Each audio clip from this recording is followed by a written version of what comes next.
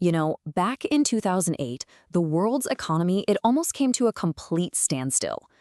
We're talking about a crisis that literally vaporized trillions of dollars in wealth and threw millions of people out of work. But here's the crazy part. This whole thing didn't start on some fancy Wall Street trading floor. Nope. It started with an idea that feels about as safe as it gets, owning your own home. So how in the world did that American dream of owning a home turn into a full-blown global nightmare? Well, to get our heads around it, we're going to break it down into 5 key stages. Think of it as the story of how the dominoes fell one by one. All right, first things first, we have to understand the foundation. See, before everything went sideways, there was a normal functioning market.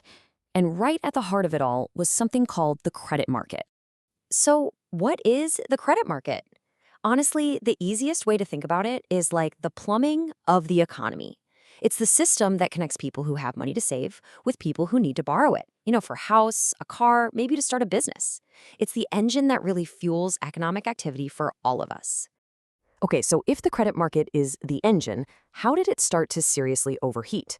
Well, it was a potent mix, really. You had government policy pushing for more homeowners, you had Wall Street's incredible ambition, and then you just had this absolute flood of cheap money. It was, quite literally, the perfect recipe for a bubble. And right here, you can just see the perfect storm gathering. So after the dot-com bubble burst, the Federal Reserve, the Fed, they slashed interest rates down to almost nothing. We're talking from 6.5% all the way down to 1%. This made borrowing money cheaper than ever. When you mix that with a big political push for more people to own homes, well, you get this. House prices just exploded, a staggering 124% increase. And this number, 73%, it really puts the sheer scale of all this borrowing into perspective. The country's housing debt was growing way, way faster than the actual economy. Think about it. For the first time ever, the total amount of money owed on homes was almost 3/4 of the entire U.S. economy. That's just wild. So what does all this mean? The bottom line is, it became ridiculously easy to get a mortgage.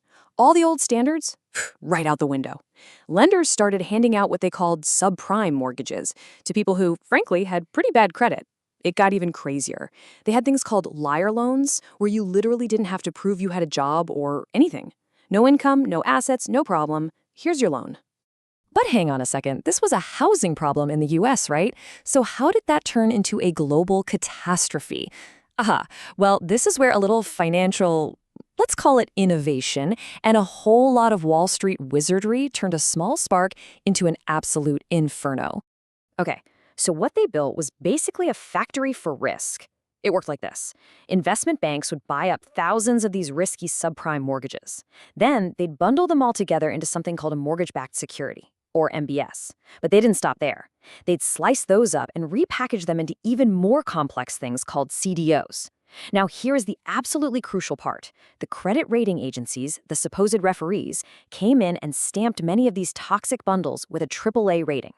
That's the safest investment grade you can possibly get. So pension funds, investors all over the world, they bought these things up, thinking they were as safe as gold. And a lot of this was happening in what people call the shadow banking system. Now, that sounds spooky, but it wasn't some secret society. We're talking about huge, well-known firms like Lehman Brothers and Bear Stearns that just weren't regulated like your normal everyday bank.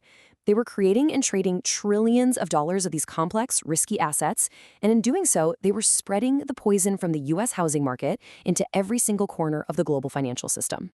Well, you know what they say, the party can't last forever.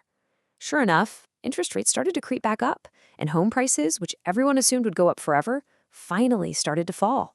All of a sudden, those subprime borrowers couldn't afford their payments. They started to default on their loans. And that whole elaborate house of cards, it just started to crumble. And then came September 2008. The speed of the collapse was just breathtaking. In the span of just a few weeks, these legendary institutions, companies that felt like they were bedrock, they just vanished. Fannie Mae and Freddie Mac, taken over by the government. Lehman Brothers, a 15-year-old bank, bankrupt. AIG, the world's biggest insurer, needed a massive government bailout. The dominoes weren't just falling, they were crashing down, and it triggered an absolute panic across the globe. The reaction from the stock market was immediate, and it was brutal. When Congress first voted no on a bailout plan, the Dow Jones had its biggest single-day point drop in history. Billions of dollars in wealth just gone. And remember that plumbing of the economy we talked about? It froze solid. Nobody was lending money to anybody. The entire system just seized up. And this quote right here from the U.S. Treasury Secretary at the time, Henry Paulson, it just captures the sheer terror that was going on at the highest levels of government.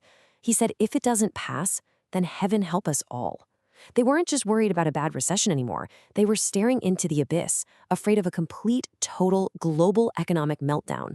So, with the entire global financial system literally on the brink of collapse, governments and central banks all over the world had to do something, and fast. They launched this absolutely unprecedented rescue effort to stop what looked like it could become a second Great Depression. And the response was just enormous. You had the $700 billion TARP bailout, where the government basically bought up all these toxic, worthless assets from the banks. You have massive loans to save other key companies. Central banks started something called quantitative easing, which is a fancy way of saying they printed trillions of dollars and pumped it into the economy.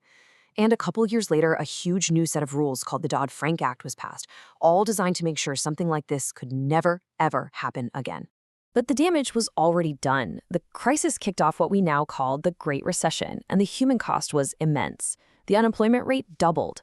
Almost 9 million jobs were lost in the U.S. alone. And American families, well, they saw over $11 trillion of their hard-earned wealth just evaporate. So there you have it. From a simple, humming credit market to a full-blown global meltdown, we've seen how this crazy chain reaction of easy money, incredibly complex finance, and just a massive failure to see the risk building up, how it nearly brought the whole system crashing down. The world was pulled back from the brink, for sure. But the really crucial question we're all left with is, are the fixes that were put in place strong enough to stop the next one?